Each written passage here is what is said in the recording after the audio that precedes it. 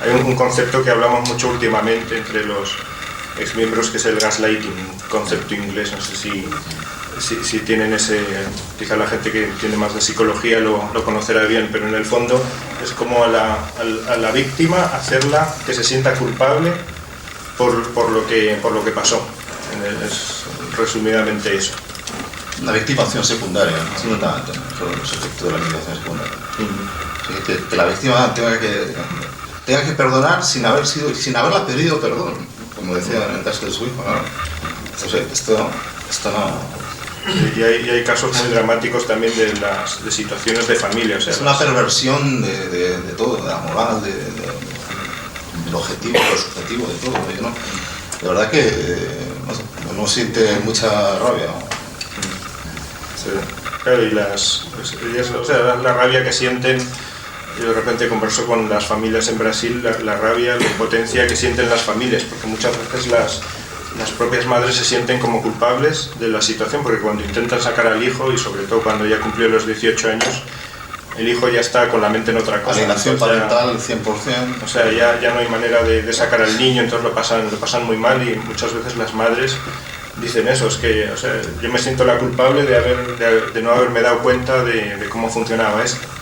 Pero digamos, algo positivo para sacar de todo esto, que decía una madre, decía, mira, sí, yo en realidad yo sé que cometí un error, pero yo como buena madre, cuando metí a mi hijo en el colegio de los arautos, que se llaman ya los heraldos, miré en internet, estuve haciendo mucha investigación, quiénes eran, quiénes no, y lo único que encontré eran páginas que hablaban bien de ellos, o páginas que eran contrarias, pero que hablaban en un lenguaje que era imposible de entender, que eran páginas donde conversábamos exmiembros en los mismos códigos que se habla dentro, y para alguien de fuera no entiende nada. Entonces lo bueno de todo esto, que al salir todo esto a la luz, existen ya una cantidad enorme de artículos en todo tipo de revistas, de periódicos, hay blogs, hay mucha materia que es muy asequible para la persona. Entonces hoy en día cualquiera que tiene una duda, digamos, tiene mucha referencia y puede saber realmente lo que está pasando.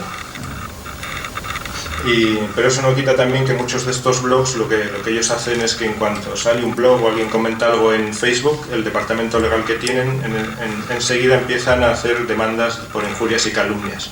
Entonces varias de esas demandas, o sea, habrán hecho ya un montón, varias de esas ya se han caído, y muchas hasta les hacen risa a los jueces, porque es casi que infantil lo que muchas veces reclaman. Pero igual para muchas personas, o sea, que te demanden por injurias y calumnias y todo, pues para muchas personas es un tema, o sea, sobre todo gente que no tiene recursos para pagar un abogado o lo que sea, pues es un gran obstáculo y una fuente de miedo.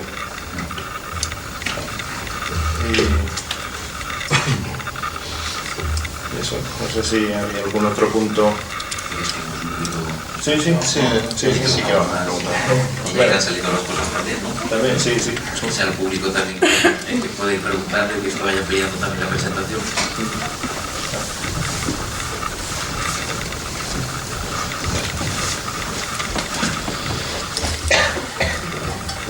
Hola. Hola.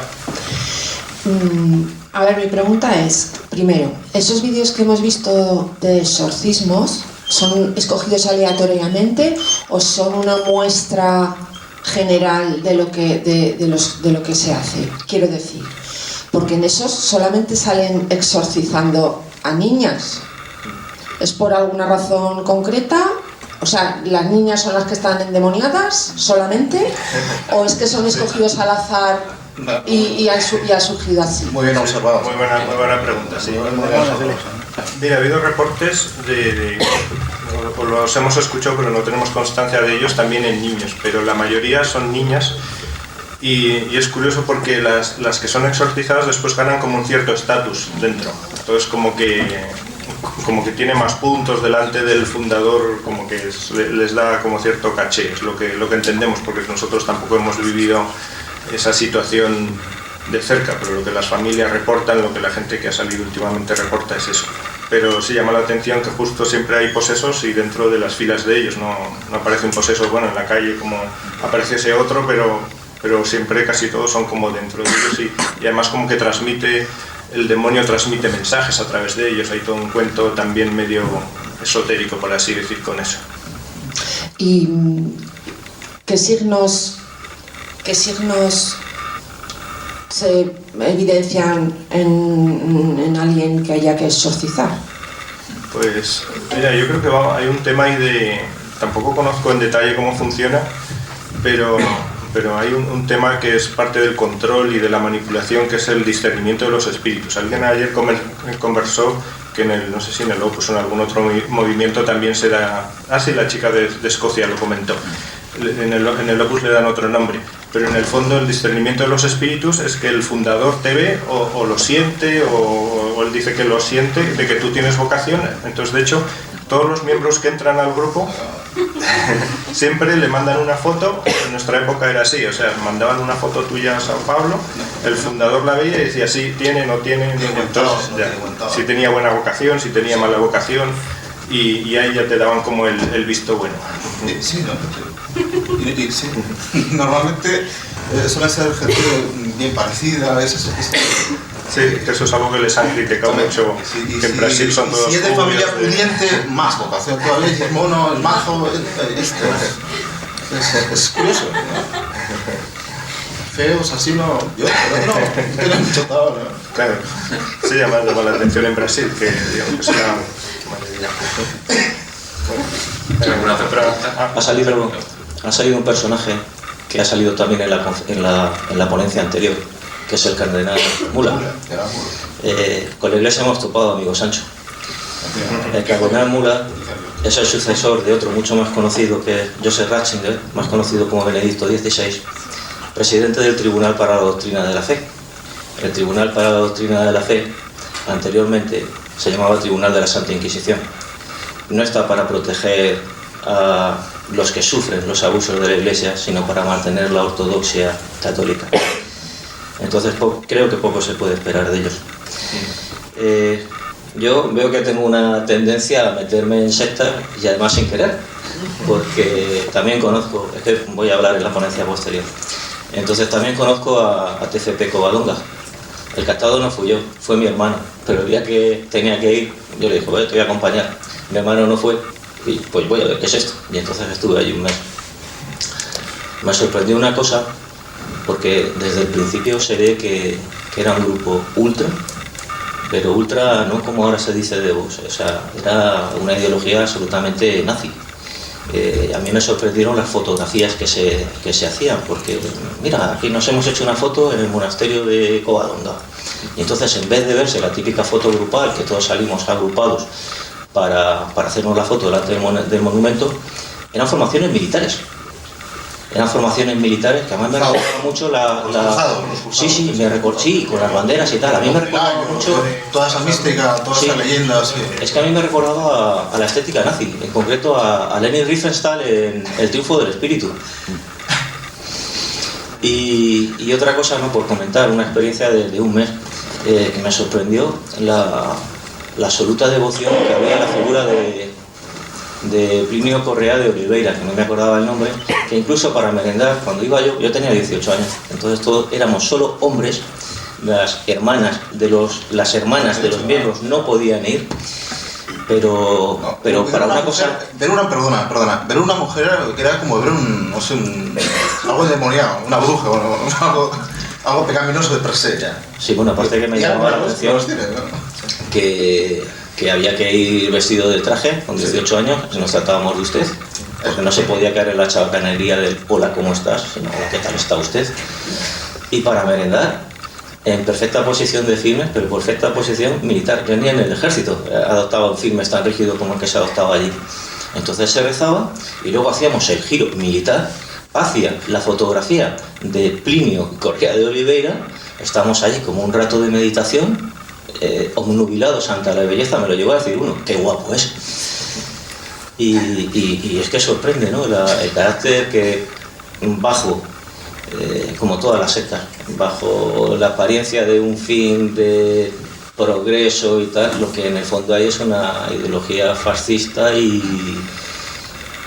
Sí, mira, sí, del tema de la parte militar, justo se me había quedado en el tintero un vídeo que muestra eso precisamente, que es una ceremonia y en una de las iglesias que tienen en Sao Paulo, donde aparecen niñas haciendo marcha militar.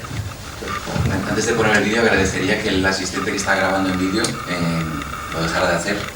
Hay un sistema de grabación, las conferencias se graban para los ponentes y después se decide si se distribuyen o no. Si es para uso personal, se lo guarda, pero le rogaría que no filmara.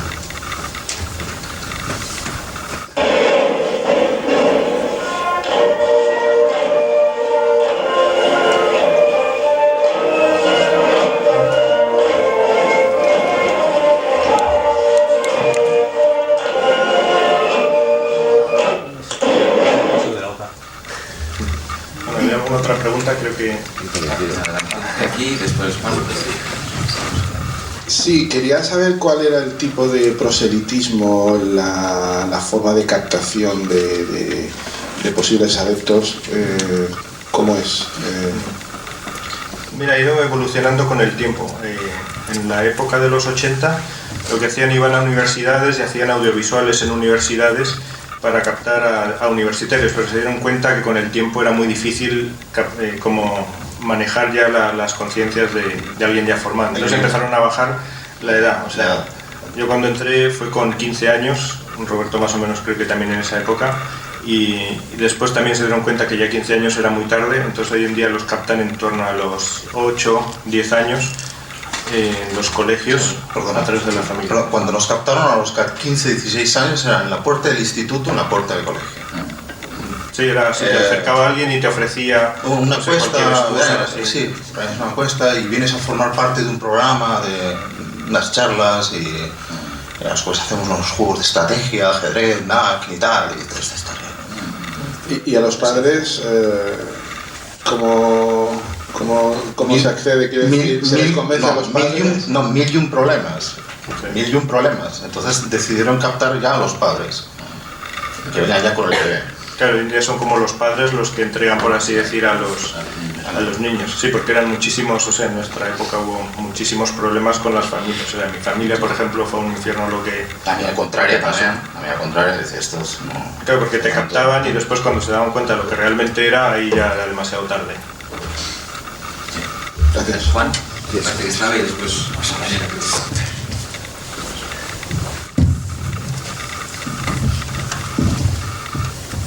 Sí, no, yo un apunte y una pregunta. El apunte es que iba un poco por el tema del proselitismo.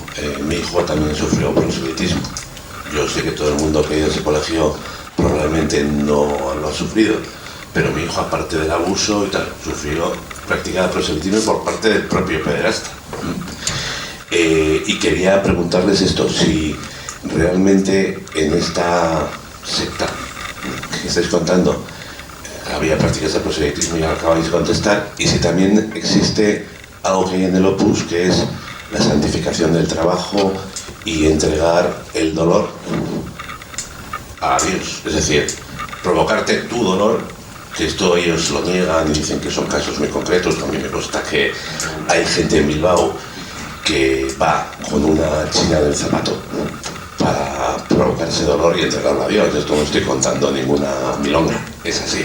Y lo del cilicio, pues que hace poco le preguntaron al portavoz del Opus Dei en el País Vasco en un programa de televisión y le restó mucha importancia. Bueno, me consta que no es así, que también la tiene. Y luego otra pregunta que a mí siempre me llama la atención. Cuando hablamos de estos grupos fanáticos, extremos, paramilitares y parareligiosos, yo los considero así, hay un tema que siempre me llama la atención, que es que en efecto los captados se lo llegan a creer. Los soldados, yo cuando llamo soldados llamo, en el caso de Opus, numerarios, supernumerarios, creo que también se lo llegan a creer, pero en la punta de la pirámide el que maneja los hilos también se lo llega a creer, o es un manipulador nato, es decir, es una persona que conscientemente, cuando digo uno pueden ser varios, bueno, en el caso del Opus está la prelatura, el prelado, el tal, en el caso de esto me imagino que también habrá figuras destacadas. ¿Esta gente realmente también se lo llega a creer? ¿O son manipuladores que no creen nada de lo que están contando, pero se dedican a vivir a costa de los demás? Sí, yo creo que va por ahí la cosa. O sea, yo personalmente, mi impresión personal es esa de que, o sea, los que están más arriba no saben cómo funciona el cuento y no... Hay ambigüedad y varias velocidades. O sea, y está mezclado Varias también velocidades, temas ¿no? psicológicos, psiquiátricos incluso.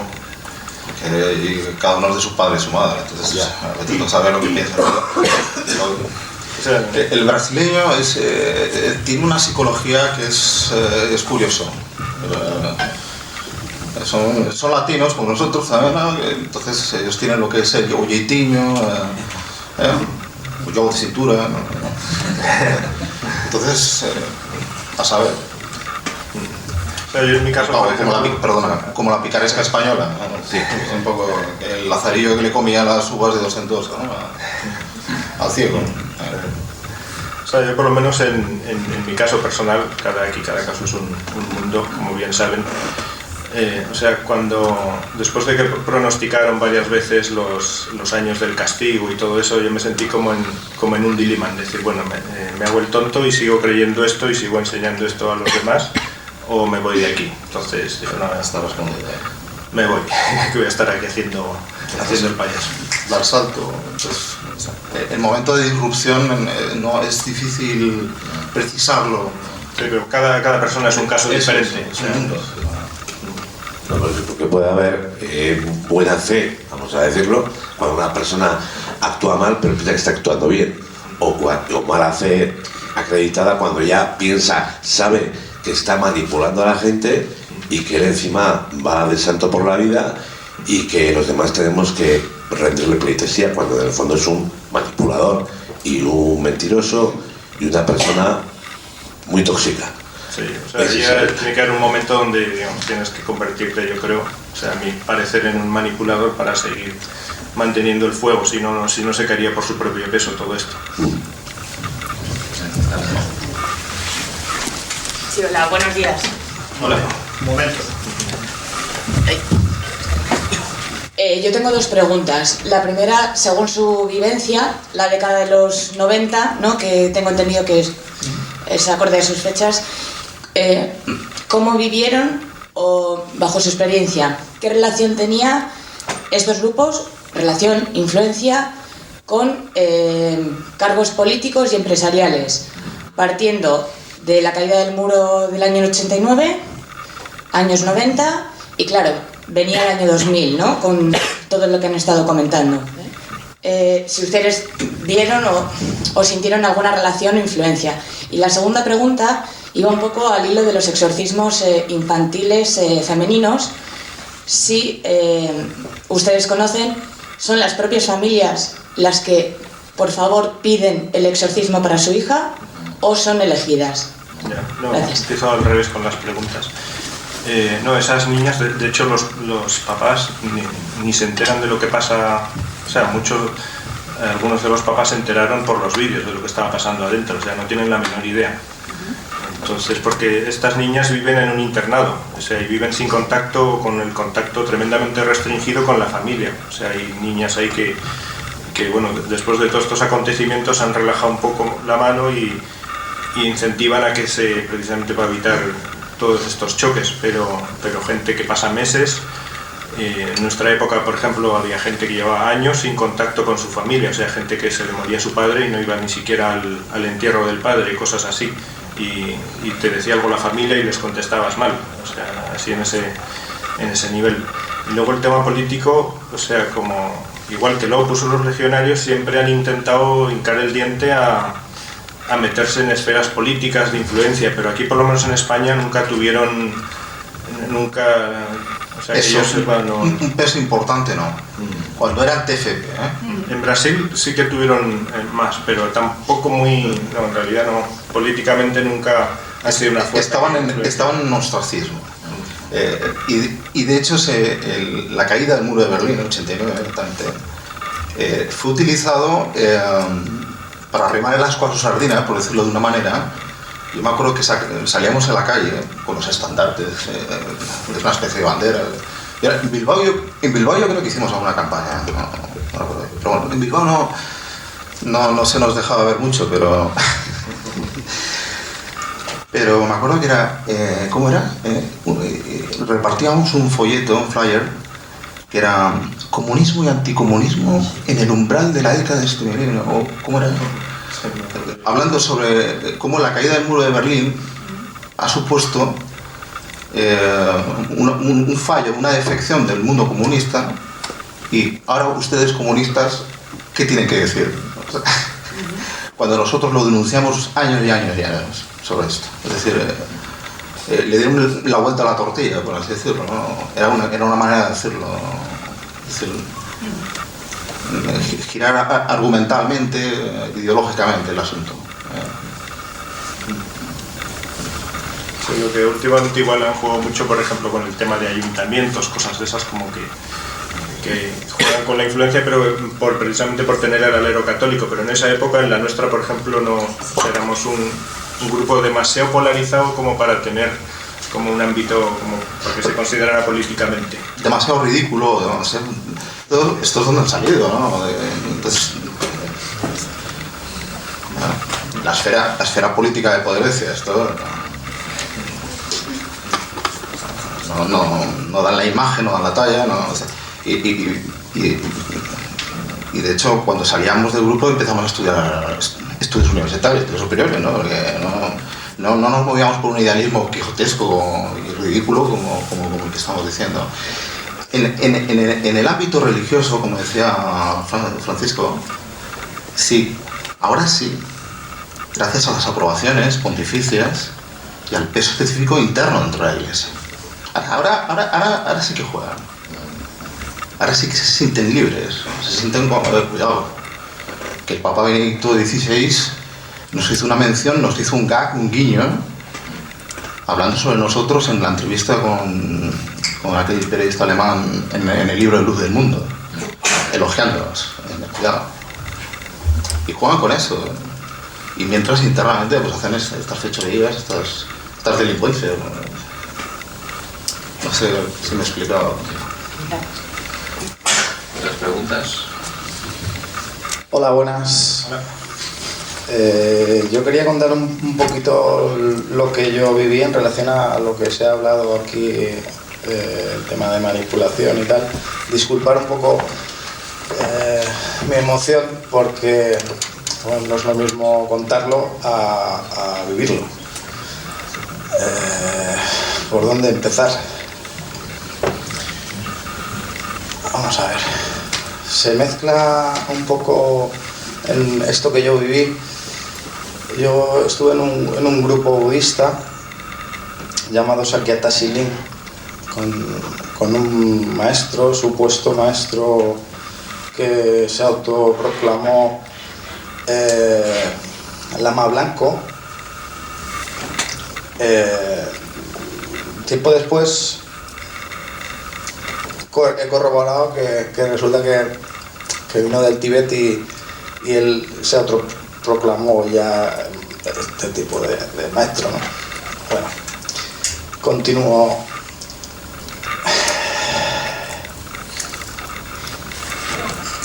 Vamos a ver. Disculpar porque fue demasiado brutal todo lo que... Tranquilo. todo lo que yo viví allí en carne propia y venía un poco al hilo. Me toca mucho porque lo que ha contado no sé quién de la familia, yo cuando estuve allí ya se encargaron ellos de hacerme ver que la familia era un gran obstáculo para el crecimiento. Entonces ya se encargaron ellos de hacer un alejamiento progresivo. Entonces yo recuerdo realmente con dureza cuando yo empecé a llamar a mi padre Andrés en vez de papá. Entonces imaginaros para mi padre lo que significa que su hijo le llamara con la lejanía, el impacto y el daño que yo pude hacer gracias venía una de las cosas que quería contar porque es una de las cosas importantes para las familias que están sufriendo hoy en día, es que cuando una persona está en una situación de estas y se le despierta la luz de la conciencia o la luz de alarma o el programa dentro, ¿no? Que le dice cuidado, cuidado, esto es un virus, ¿no? Yo por mi experiencia puedo decir que yo estando allí, por ejemplo, os cuento una pequeña anécdota. Yo estaba con un señor en Castellón que era ítalo-venezolano, un señor que venía de la rama comercial. Este señor, para que os hagáis una idea, yo jamás en mi vida he visto un señor que pudiera manipular y literalmente dormirte, yo lo llamo así, pero sería como... yo lo he vivido varias veces, era una cosa muy brutal. Este señor se ponía a hablar y te dormía literalmente, o sea, ibas poco a poco derribando todas las barreras o todos los muros y al final, cuando ya te tenía donde quería, te llevaba donde él quería. O sea, yo he visto desde regalar cocinas enteras allí en el monasterio a todo tipo de donativos y todo tipo de cosas, y lo que hacía conmigo lo hacía con todo Dios.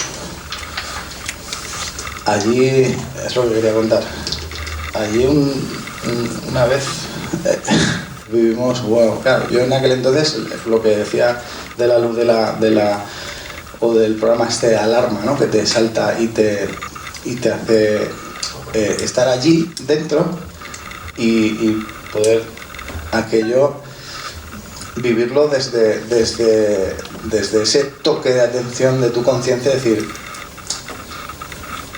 es que esto no hay nada, o sea, no llega a programar tanto esta gente ni nadie, creo yo. Cuando una persona ha vivido como yo con unos padres que son un espectáculo de padres, como que te lo han dado todo, y como una madre que me lo ha dado todo, que me ha sabido educar en una realidad y me ha sabido instalar los programas de seguridad que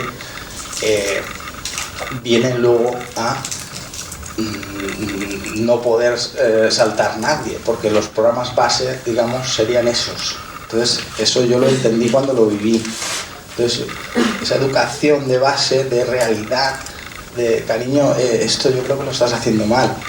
Y esa constante educación en una realidad hace que tú seas una persona que no te puedas predisponer jamás, y aunque te predispongas como yo lo hice, que yo me expuse a algo, yo me metí en algo, que yo en principio iba con el corazón abierto y pensé que era muy buena gente, con un mensaje muy limpio, pero que no sabía ni dónde me metía realmente, y fui y vi una historia muy sálvame deluxe a lo plan isla y a lo plan trepa como puedas para escalar en los puestos del monasterio que yo viví. Aparte, pues todo eso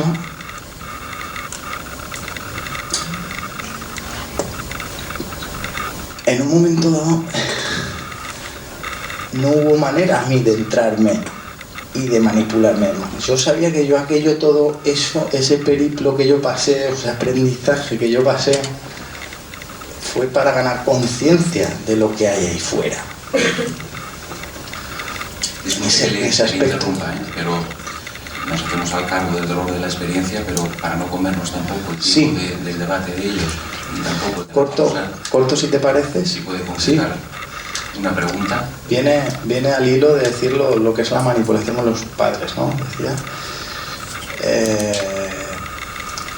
Para mí, si hay una educación de base, no es muy complicado que esa persona se deje manipular tanto, porque yo, aquello que viví, estaba viviéndolo, pero desde esa atención, desde esa conciencia de decir, hostia, esto ya sobrepasa los límites. ¿En qué momento los padres que tengan a alguien, en este caso ayer conocí a unos padres que están sufriendo a un caso parecido, hostia, es que en qué momento esa persona toma conciencia realmente y cómo puedo yo hacer para que esa persona, igual que mis padres, que se pensaban que no iba a salir, ¿cómo puedo hacer yo para que mi hijo tome conciencia de que le están manipulando? Es muy difícil de prevenir, o sea, puedes decir, no, le doy una formación excelente a mis hijos, lo que sea, pero... El manual de padre perfecto no existe, O sea, la gente con la que hemos tratado, por ejemplo, en nuestros casos, que son familias, gente con carreras, gente muy preparada, que quiere a sus hijos. Sí, también hay casos de familias que con los hijos de padres divorciados, que ahí pueden ser a lo mejor un poco más susceptibles, pero tampoco yo por lo menos no he visto una tendencia clara. O sea, tú puedes darle una formación excepcional a tu hijo y te pillan volando bajo, o le pillan volando bajo al hijo, lo que sea, le meten algo en la cabeza y cae. Muchas gracias. Ahora numéricamente, ¿cuántos miembros pueden tener? En España, o en Brasil, en todo el mundo,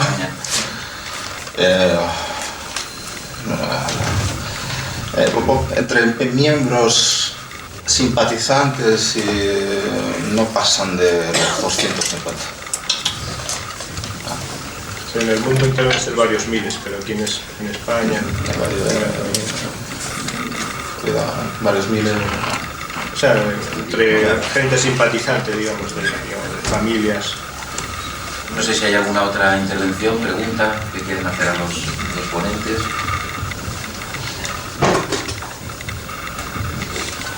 Bueno, pues agradecemos la participación, damos paso a la